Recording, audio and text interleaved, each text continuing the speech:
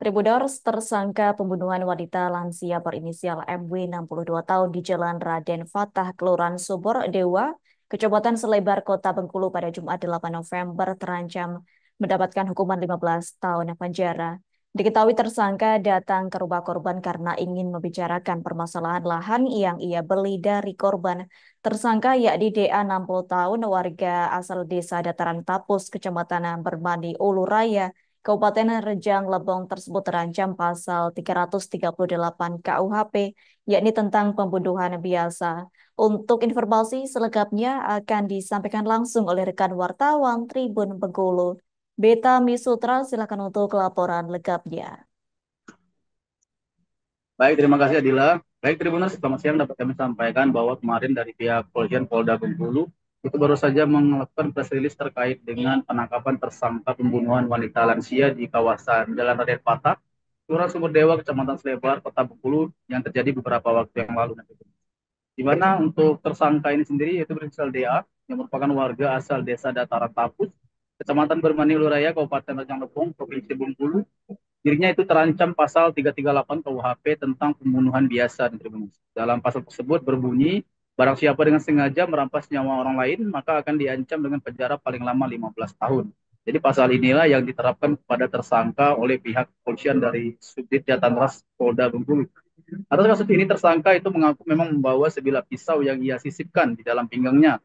Akan tetapi sejak berangkat dari Kabupaten Rejang Lebong untuk menuju ke TKP yang kebetulan berada di Kota Bengkulu, pisau tersebut memang sering digunakan oleh pelaku untuk berjaga-jaga di Tribunas. Jadi memang dari pengakuan tersangka, pisau ini memang walaupun untuk perjalanan jauh yang lainnya, bukan untuk ke rumah ini, memang beberapa momen dia memang sering membawa senjata tajam jenis pisau tersebut untuk berjaga-jaga. Sehingga meskipun sudah dibawa dari rumah, pisau tersebut itu memang dinyatakan oleh pelaku itu bukan untuk digunakan untuk melakukan pembunuhan terhadap korban itu. Dan terkait dengan kasus ini sendiri, dari pihak kepolisian Polda Bengkulu juga sudah memastikan bahwa memang untuk tersangka pada kasus ini hanya satu orang, sedangkan sempat kami beritakan sebelumnya terdapat dua orang yang datang ke rumah korban, dan ternyata pada saat itu korban memang datang berdua dengan anaknya. Akan tetapi pada saat kejadian pembunuhan tersebut, anak korban, maksud saya anak pelaku, itu sedang berada di bagian samping dari rumah korban, jadi tidak berada dalam rumah, sehingga pada saat kejadian itu sendiri, itu memang korban sendiri itu, maksud saya tersangka itu hanya berdua dengan korban di dalam rumah di Tribunus. Dan pada saat terjadi penusukan yang terjadi akibat adanya kesalahpahaman antara korban dan juga pelaku, itu baru anak korban masuk ke dalam rumah, dan pada saat anak korban masuk ke dalam rumah, pintu pagar dari rumah korban sempat ditutup. Makanya dari beberapa video amatir yang juga sempat didapatkan oleh beberapa wartawan, itu memang terlihat sempat ada dua orang yang masuk ke dalam rumah korban. Namun ternyata untuk anak korban sendiri sama sekali tidak terlibat dalam kasus ini. Dan atas kasus ini hanya pelaku sendiri yang diamankan dan ditetapkan tersangka oleh pihak kepolisian dari Polda Bengkulu. Mungkin demikian dulu informasi yang dapat kami sampaikan terkait dengan kasus pembunuhan di kawasan Sumber Dewa yang terjadi beberapa waktu yang lalu. Kembali ke Adila. Baik, terima kasih untuk informasi lengkapnya. Silakan bertugas kembali.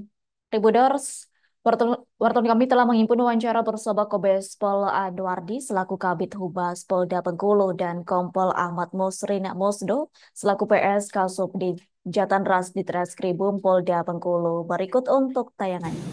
Berawal antara korban dan tersangka terjadi perjanjian jual beli tanah, kurang lebih seluas 27.953 meter kubik atau kurang lebih 2 hektar lebih, 2,7, yang mana sertifikat itu atas nama AFI ya, AFI, yang perjanjian tersebut seharga jual belinya kurang lebih 110 juta melalui ada perantara. Tanah ini sudah dijual ke dua orang termasuk pelaku. Jadi atas itulah menemui korban itu ya. Untuk melakukan pembatalan dan pengembalian uang. Nah, apakah memang ada komitmen untuk mengembalikan uang atau seperti apa sampai terjadi penusukan itu? Ya, sebelumnya korban sudah dengan pelaku sudah melakukan bertemu di TKP untuk melakukan pengembalian uang. Bukan, penusukan itu apakah karena korban tidak ingin mengembalikan uangnya atau karena apa? Dari pengakuan pelaku? Ya, dari pengakuan pelaku, ya, karena pada saat membicarakan pengembalian uang. Download Tribun X sekarang, menghadirkan lokal menjadi Indonesia.